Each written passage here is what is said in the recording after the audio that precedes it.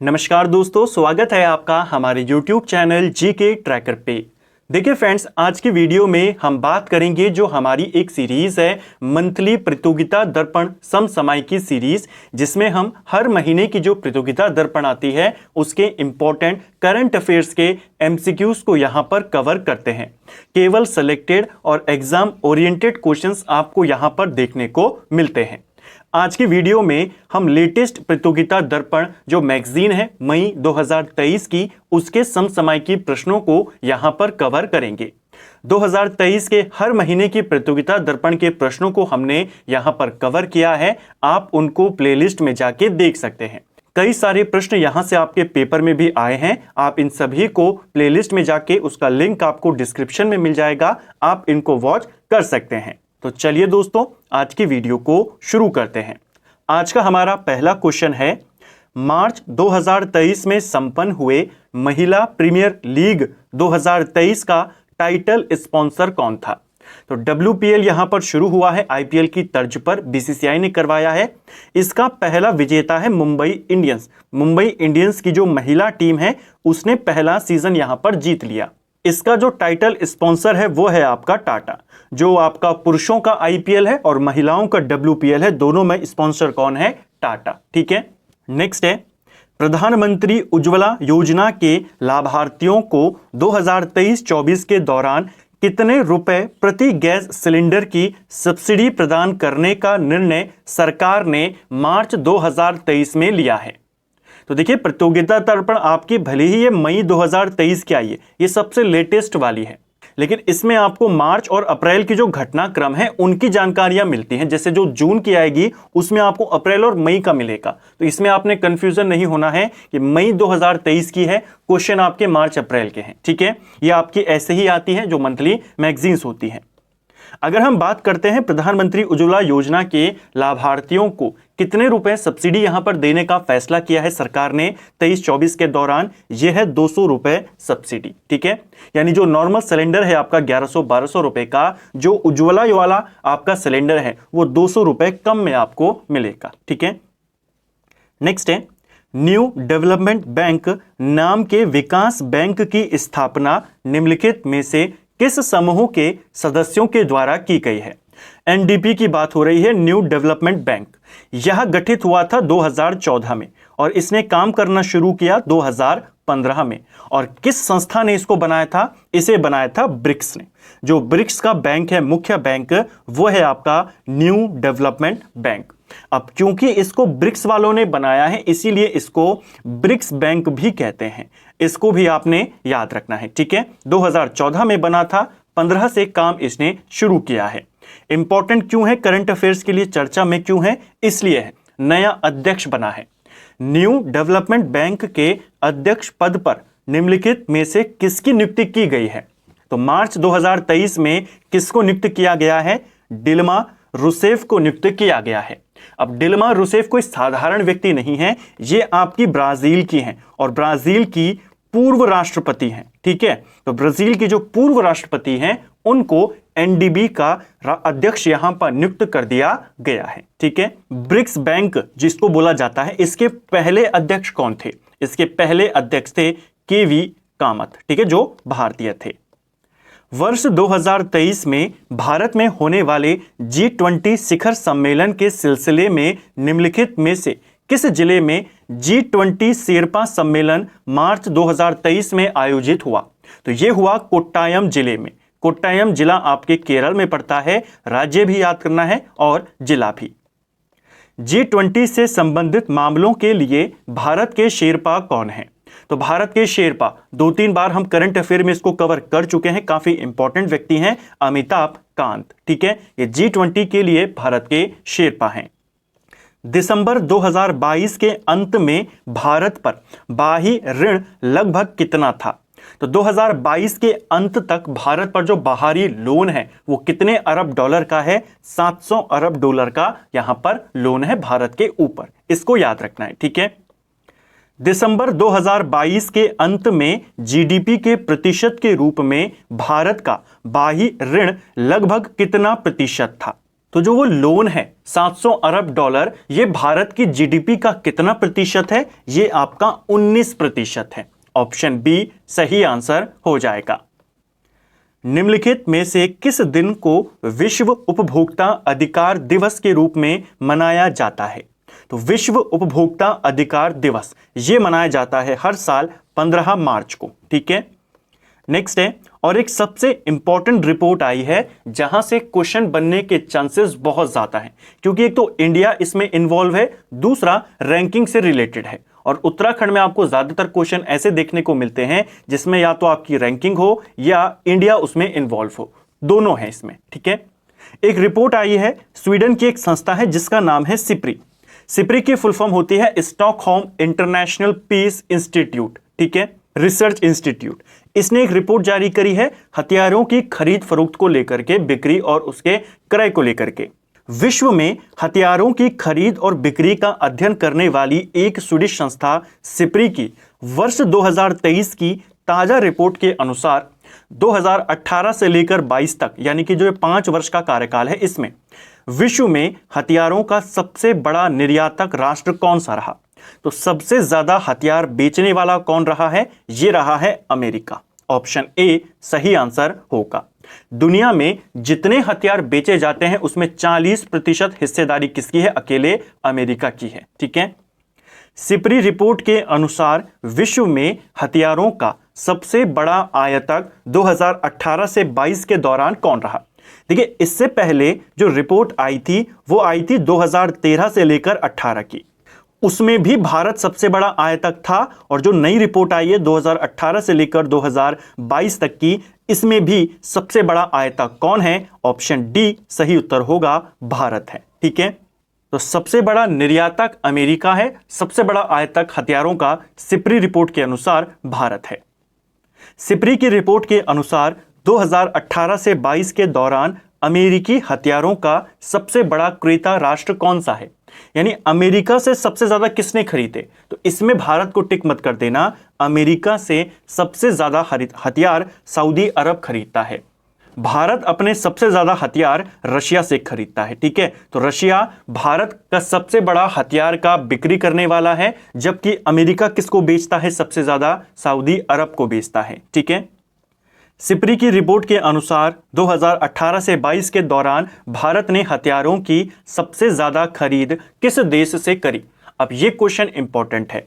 भारत ने सबसे ज्यादा हथियार रशिया से खरीदे हैं। ठीक है, रशिया के बाद भारत ने फ्रांस से खरीदे हैं, उसके बाद तीसरे नंबर पे अमेरिका आता है। इस क्रम को आपने याद करना है। ठीक है, भारत सबसे बड़ा आयातक है हथियारों का, लेकिन सबसे ज्यादा वो अमेरिका से नहीं खरीदता, वो रशिया से खरीदता है। ठीक है, भारत की अंतरिक्ष एजेंसी इसरो ने किस देश के अंतरिक्ष एजेंसी के सहयोग से अत्यधिक शक्तिशाली पृथ्वी अवलोकन उपग्रह निसार तैयार किया है? तो यह एक पृथ्वी अवलोकन ग्रह यानी कि एक अर्थ ऑब्जर्वेशन सैटेलाइट है जो कि पृथ्वी की सतह का अवलोकन करेगा। इसका नाम है निसार। ठीक है, नाम क्या है? निसार। इसका फुल फॉर्म है NASA ISRO synthetic aperture radar. तो ये है नासा और ये है इसरो। नासा किस देश की है स्पेस एजेंसी? अमेरिका की है। तो ऑप्शन ए सही आंसर हो जाएगा, नाम में ही छुपा हुआ है। ठीक है, जो पीछे का SAR है इसका पूरा नाम है सिंथेटिक अपर्चर रडार, और जो शुरुआत में NI लगा हुआ है ये नासा का है और ये इसरो का है। 2022-23 के अंत में भारत में जीवन बीमा के बाजार में भारतीय जीवन बीमा की हिस्सेदारी लगभग कितने प्रतिशत थी? तो 22-23 के अंत में, यानी कि जो दिसंबर 2022 तक का जो डेटा है, मार्च अप्रैल में ही ये सामने आया है, जो पूरा जीवन बीमा बाजार है इसमें LIC का कितना प्रतिशत हिस्सा है? लगभग 63% हिस्सा LIC का ही है। ठीक है, भारत सरकार की किसान विकास पत्र योजना के तहत निवेशित राशि कितने माह में अब दोगुनी हो जाएगी? तो भारत सरकार की एक नई योजना किसान विकास पत्र योजना, और इसके तहत आप जितना रुपए अपना निवेश करते हैं वो 115 दिनों में आपका 2 गुना हो जाएगा, यानी 115 दिन में पैसा डबल। ठीक है, नेक्स्ट है, भारत 6G परियोजना के बारे में निम्नलिखित कथनों पर विचार करें। तो चलिए स्टेटमेंट्स को यहां पर एक एक करके देखते हैं। पहला स्टेटमेंट, प्रधानमंत्री नरेंद्र मोदी ने 22 मार्च 2023 को 6G मिशन की शुरुआत करी, ये आपका सही है। TBPS की स्पीड के साथ 6G इसकी स्पीड 5G की तुलना में 100 गुना अधिक होगी। 5G आपका MBPS पे चलता था, मेगाबाइट प्रति सेकेंड, ये चलेगा आपके टेराबाइट प्रति सेकेंड। तो TBPS होगा, ये भी आपका सही है। भारत 6G मिशन 2 चरणों में 2030 तक चलेगा, तो ये भी आपका सही है। ये जो भारत 6G मिशन है कब तक चलेगा? 2023 तक। इस परियोजना का उद्देश्य आधिकारिक 6G टेस्ट बेड परियोजना पर कार्य करना है। तो चारों स्टेटमेंट आपके सही हैं। जो इंपॉर्टेंट पॉइंट्स है यहां पर, एक तो डेट इंपॉर्टेंट है और दूसरा ये स्पीड इंपॉर्टेंट है, ठीक है। और कब तक चलेगा इसको भी याद कर लीजिए। तो उपयुक्त सभी यहां पर आपके सही स्टेटमेंट हैं। निम्नलिखित में से कौन से देश आधार को ओपन सोर्स तकनीक के आर्किटेक्ट को अपनाने वाला पहला देश बन गया है? तो जो आधार है, आधार की जो हमारा आधार कार्ड होता है उसकी ओपन सोर्स तकनीक के आर्किटेक्ट को अपनाने वाला पहले देश बने हैं फिलीपींस और मोरक्को, दूसरा और चौथा। नेक्स्ट है, निम्नलिखित कथनों पर विचार करें। चलिए विचार करते हैं। भारत में कार्बन आधारित उत्सर्जन 2009 में 1.6 अरब टन था, 63% बढ़कर 2019 में 2.6 अरब टन हो गया। क्या यह सही है? तो 2019 में भारत का जो कार्बन उत्सर्जन था वो 2.6 अरब टन था, यह सही है। भारत का उपभोक्ता आधारित उत्सर्जन 2009 में 1.5 अरब टन था, जो 2019 में 61% बढ़कर 2.5 अरब टन हो गया। यह भी आपका बिल्कुल सही है। दोनों स्टेटमेंट आपके सही हैं। फ्रांस में मार्च 2023 में सरकार के विरुद्ध हुए विरोध प्रदर्शनों का आधार क्या था? लगातार न्यूज़ में आ रहा था कि फ्रांस में लगातार प्रदर्शन चल रहे हैं। वहां के लोग सरकार के एक नए बिल के खिलाफ लगातार धरने प्रदर्शन वहां पर कर रहे थे। तो वो बिल क्या था? उस बिल में फ्रांस के अंदर रिटायरमेंट की एज को 62 वर्ष से बढ़ाकर 64 वर्ष कर दिया था और इसी का विरोध वहां के लोग कर रहे थे। तो किसके लिए कर रहे थे? सेवानिवृत्ति की आयु जो 62 वर्ष थी उसको बढ़ा दिया, इसका विरोध हो रहा था, ठीक है। समाचारों की सुर्खियों में रहे शब्द चिकन्स नेक के बारे में कौन सा कथन सही है? तो चिकन नेक्स की बात करें, चिकन नेक यह क्या है? तो एक सही स्टेटमेंट आपने बताना है। पहला वाला स्टेटमेंट आपका सही है। यह दक्षिण एशिया में सामरिक महत्व का एक भौगोलिक क्षेत्र है। तो साउथ एशिया का एक बहुत ही इंपॉर्टेंट और एक महत्व वाला भौगोलिक क्षेत्र है जिसका नाम है चिकन्स नेक, ठीक है। बेसिकली एक गलियारा है, पश्चिम बंगाल में ये स्थित है। जो सिलीगुड़ी गलियारा है पश्चिम बंगाल का, उसी को चिकन नेक बोला जाता है। यह गलियारा भारत को जो आपके नॉर्थ ईस्ट के 8 राज्य हैं उनके साथ जोड़ता है। अगर पूछेगा भारत और नॉर्थ ईस्ट के राज्यों के बीच में कौन सा गलियारा है तो वो है आपका चिकन नेक, ठीक है। सिलीगुड़ी गलियारा इसको बोला जाता है, साथ में चिकन नेक भी इसका नाम है। निम्नलिखित में से कौन सा कथन सही है? पहला स्टेटमेंट है, लुइस कैफरेली को 2023 का एबेल प्राइज से सम्मानित किया गया है। देखिए, जो एबेल प्राइज है ये मैथ के क्षेत्र में दिया जाता है, गणित के क्षेत्र में दिया जाता है। आप जानते हैं गणित के क्षेत्र में नोबेल पुरस्कार नहीं दिया जाता, तो गणित के क्षेत्र के लिए एबेल पुरस्कार दिया जाता है, इसे गणित का नोबेल पुरस्कार कहते हैं। 2023 के लिए लुइस कैफरेली को यह अवार्ड दिया गया है। तो पहला वाला स्टेटमेंट आपका सही है। दूसरा, एबेल प्राइज को नोबेल पुरस्कारों के समकक्ष माना जाता है, तो यह भी आपका सही है। एबेल प्राइज विश्व के प्रसिद्ध गणितज्ञ नॉर्वे की एकेडमी ऑफ साइंस एवं लेटर्स के द्वारा हर साल दिया जाता है, यह भी आपका सही है। तीनों स्टेटमेंट आपके यहां पर सही हैं। संसद सदस्य की सदस्यता समाप्त हो जाने के संदर्भ में निम्नलिखित कथनों पर विचार करें। काफी ज्यादा ये वाला मामला भी चर्चा में रहा। राहुल गांधी की सदस्यता को खत्म किया गया, तो उससे रिलेटेड एक क्वेश्चन है, तो इसके कथनों को यहां पर देखते हैं। भारतीय संविधान के अनुच्छेद 102(1) में उन कारणों का उल्लेख है जिनके आधार पर किसी संसद सदस्य की सदस्यता समाप्त हो सकती है। तो पहला वाला सही है। अब क्वेश्चन देखिए कैसे बनेगा, एग्जैक्ट यही क्वेश्चन नहीं बनेगा। आपको क्वेश्चन पूछेगा भारत के संविधान के किस अनुच्छेद में किसी भी सदस्य की सदस्यता का समापन, वहां पर लिखा है कि किन कारणों से सदस्यता समाप्त हो सकती है। आपको आर्टिकल का नाम बताना होगा, अनुच्छेद 102(1), ठीक है। सर्वोच्च न्यायालय ने 2013 में एक निर्णय में लिली थॉमस बनाम भारत संघवाद में जन प्रतिनिधित्व अधिनियम की धारा 8(4) को असंवैधानिक घोषित कर दिया था। तो ये भी आपका बिल्कुल सही है। भारतीय संविधान की 10वीं अनुसूची में दल बदलने पर किसी सांसद की सदस्यता समाप्त हो जाने का प्रावधान है। तो ये भी आपका सही है। तो तीनों स्टेटमेंट आपके सही हैं। किस ग्रह के सर्वाधिक चंद्रमा हैं? तो सबसे ज्यादा चंद्रमा देखिए शुरुआत में किसके थे? बृहस्पति के थे। लेकिन आप जानते हैं कुछ समय पहले सबसे ज्यादा चंद्रमा किसके हो गए थे? शनि के हो गए थे।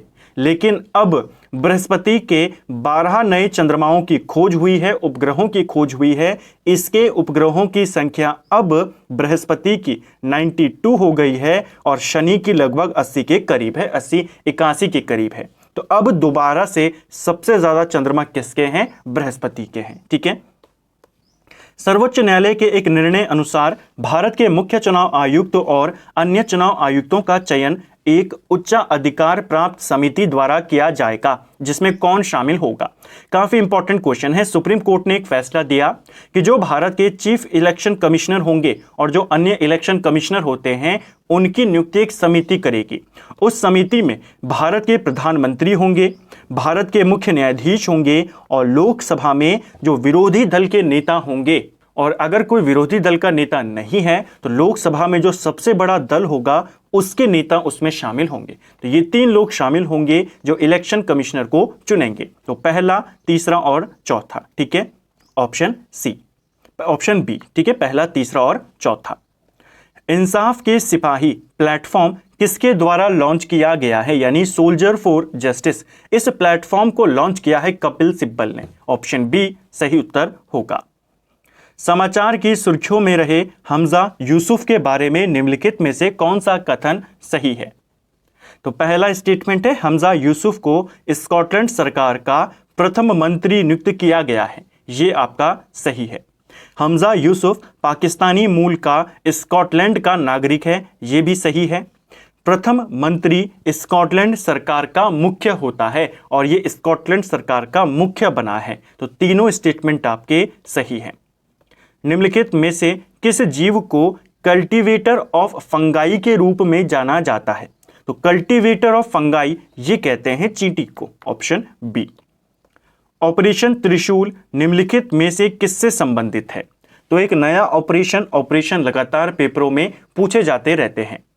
ऑपरेशन त्रिशूल की बात करें, विभिन्न अपराधों में शामिल भगोड़े अपराधियों को विदेशों से भारत लाने के लिए सरकार के द्वारा एक ऑपरेशन शुरू किया गया जिसका नाम है ऑपरेशन त्रिशूल। यानी कि जो ये लोग बड़े बड़े कांड करके देश से भाग जाते हैं, इनको वापस लाने के लिए जो एक ऑपरेशन चलाया जा रहा है उसका नाम है ऑपरेशन त्रिशूल, ठीक है। एक्सरसाइज सी ड्रैगन निम्नलिखित में से किसके द्वारा संचालित किया गया? तो सी ड्रैगन एक मिलिट्री एक्सरसाइज है जिसको अमेरिका की नौसेना ने यहां पर किया। क्षय रोग के संदर्भ में निम्नलिखित में से कौन सा कथन असत्य है? तो क्षय रोग यानी टीबी के बारे में यहां पर स्टेटमेंट है, चलिए देखते हैं। भारत ने सन 2025 तक क्षय रोग उन्मूलन का लक्ष्य निर्धारित किया है जो वैश्विक लक्ष्य अवधि से 5 वर्ष पहले का है। ये वाला आपका सही है। भारत ने टारगेट रखा है कि 2025 तक हम टीबी मुक्त हो जाएंगे, जबकि दुनिया में टारगेट रखा गया है 2030 का, ठीक है। क्षय रोग माइकोबैक्टीरियम ट्यूबरक्लोसियम नामक जीवाणु से होता है, यह भी सही है। 19वीं शताब्दी में क्षय रोग को श्वेत प्लग का नाम दिया गया था, श्वेत प्लेग का नाम दिया गया था, तो ये वाला गलत हो जाएगा। देखिए टीबी को श्वेत प्लेग बोला जाता है, लेकिन ये नाम इसको 19वीं शताब्दी में नहीं 18वीं शताब्दी में, 18वीं शताब्दी की शुरुआत में 1703 में दिया गया था। बाकी तीनों सही हैं, ये वाला आपका गलत है। 24 मार्च को सारे विश्व में क्षय रोग दिवस मनाया जाता है। इसी दिन डॉक्टर रॉबर्ट कॉच ने क्षय रोग के जीवाणु खोज लेने की घोषणा करी, ये सही है। विपणन सत्र 2023-24 के लिए जूट का समर्थन मूल्य कितना घोषित किया गया है?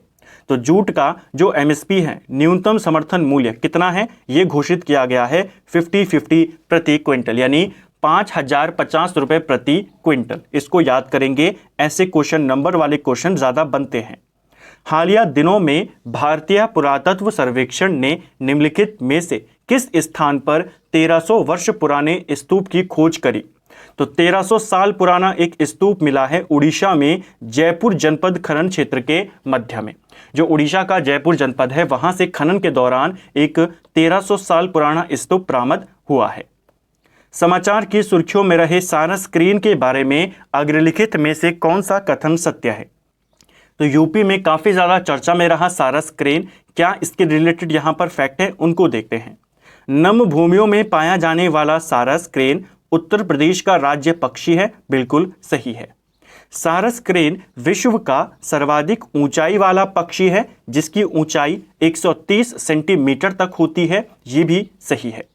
सारस क्रेन वन्यजीव संरक्षण अधिनियम 1972 की अनुसूची 3 में उल्लिखित संरक्षित है, तो ये भी आपका सही है। इस क्वेश्चन से आपका सिर्फ एक इंपॉर्टेंट क्वेश्चन बन सकता है, क्योंकि ये काफी ज्यादा चर्चा में रहा। तो क्वेश्चन बनेगा यूपी का राज्य पक्षी क्या है? ये रहेगा सारस, ठीक है, जो सारस क्रेन है। नेक्स्ट है 31 मार्च 2023 को घोषित नई विदेश व्यापार नीति में सन 2030 तक भारत के निर्यातों के किस स्तर तक पहुंचाने की महत्वाकांक्षा व्यक्त की गई है? यानी 2030 तक भारत की जो एक्सपोर्ट है, जो निर्यात है, उसे कितना ट्रिलियन डॉलर करने का निर्णय यहां पर लिया गया है, टारगेट रखा गया है, ये रखा गया है 2 ट्रिलियन डॉलर, ठीक है। ऑप्शन ए सही आंसर होगा, इसको भी ध्यान रखेंगे, क्वेश्चन बन जाएगा। तो फ्रेंड्स, ये था हमारी सीरीज है मंथली प्रतियोगिता दर्पण सीरीज, जिसमें हम हर महीने की प्रतियोगिता दर्पण के करंट अफेयर्स के समसामयिकी के प्रश्नों को यहां पर कवर करते हैं। उम्मीद करता हूं आपको आज का वीडियो पसंद आया होगा। वीडियो अगर आपको पसंद आई है तो वीडियो को लाइक करें। चैनल पर अगर आप पहली बार आए हैं, चैनल को सब्सक्राइब करें, दोस्तों के साथ शेयर करें। और ये जो आपकी मंथली करंट अफेयर की वीडियोस आती हैं, आपको ज़्यादा करंट अफेयर पर फोकस नहीं करना है। उत्तराखंड की मैं कोशिश करूंगा क्लासेस लाने की, लेकिन आपको करंट अफेयर, क्योंकि प्रतियोगिता दर्पण के आपके जो क्वेश्चन है, हमने जब पहली बार कवर किया था तो कई सारे क्वेश्चन आपको पेपर में देखने को मिले, ऐसे लगातार क्वेश्चन, क्योंकि इसमें एकदम सेलेक्टेड क्वेश्चंस होते हैं और हम ऊपर से और ज़्यादा सेलेक्टेड क्वेश्चन यहाँ पर लेकर आते हैं, उनमें से भी सेलेक्ट करके। तो करंट अफेयर के हर महीने के एंड में हम 30 से 35 क्वेश्चन कवर कर जाते हैं, जो आपके लिए सफिशिएंट है। क्योंकि करंट अफेयर्स बहुत बड़ा टॉपिक है। अगर आप हर रोज हर एक क्वेश्चन को पढ़ने जाओगे तो करंट अफेयर की एक एज होती है। कोई करंट अफेयर एक दिन का होता है, कोई एक महीने का होता है, कोई एक लंबे समय के लिए होता है, 6 महीने, साल का होता है। जो चीज़ें पहली बार होती हैं, जो चीज़ें टारगेट रखी जाती हैं, ऐसे क्वेश्चंस को आपको ज़्यादातर याद करना, और यही आपसे ज़्यादातर पूछा जाता है। और इस सीरीज़ में ज़्यादातर हम इन्हीं चीज़ों को फॉलो करते हैं। उम्मीद करता हूँ सीरीज़ आपको पसंद आ रही होगी। Thank you friends.